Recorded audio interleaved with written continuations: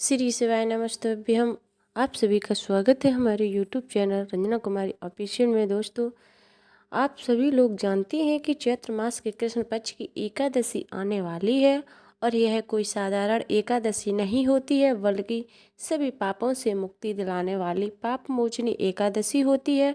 तो दोस्तों, पाप मोचनी एकादशी व्रत को करने से हमें हमारे सभी पापों से हमें मुक्ति मिलती है और हमें वैकुंठ लोक की प्राप्ति होती है।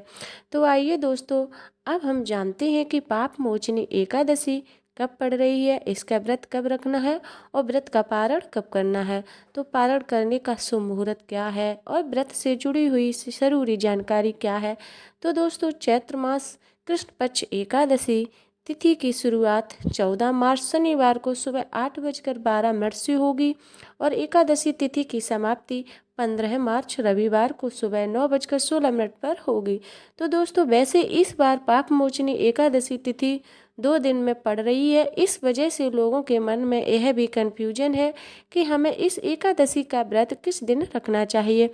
ऐसे में आप लोगों को 15 मार्च रविवार के दिन पाप मोचनी एकादशी का व्रत रखना चाहिए। ऐसा इसलिए क्योंकि उदया तिथि के अनुसार यही दिन एकादशी व्रत के लिए सही होगा और यह एकादशी या यह दिन द्वादशी तिथि युक्त होगा और इसी दिन का व्रत रखना ज़्यादा फलदायी होगा।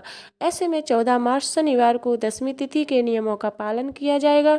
तो दोस्तों, इसी के साथ में जो लोग भी पाप मोचनी एकादशी का व्रत रखते हैं, उन सभी लोगों को द्वादशी तिथि रहते ही अपने व्रत को खोल लेना चाहिए और इस बार द्वादशी तिथि की शुरुआत 15 मार्च रविवार को सुबह 9:17 से होगी और द्वादशी तिथि की समाप्ति 16 मार्च सोमवार को सुबह 9:45 पर होगी।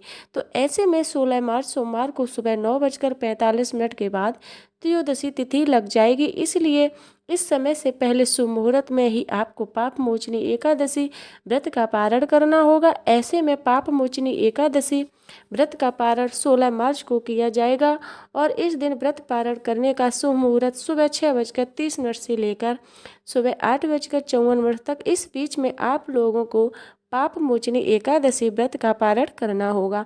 तो दोस्तों, व्रत पारण हमेशा शुभ मुहूर्त में ही करना चाहिए, तभी हमें हमारी एकादशी व्रत का संपूर्ण फल मिलता है। पाप मोचनी एकादशी व्रत रखने वाले को दशमी तिथि के नियमों का पालन करते हुए इस दिन एक समय भोजन करना चाहिए। भोजन में लहसुन प्याज नहीं होना चाहिए और तामसिक भोजन भी ग्रहण नहीं करना चाहिए। इसके बाद इस दिन तुलसी पत्र तोड़ लेना चाहिए और तुलसी जी में जल भी दे देना चाहिए।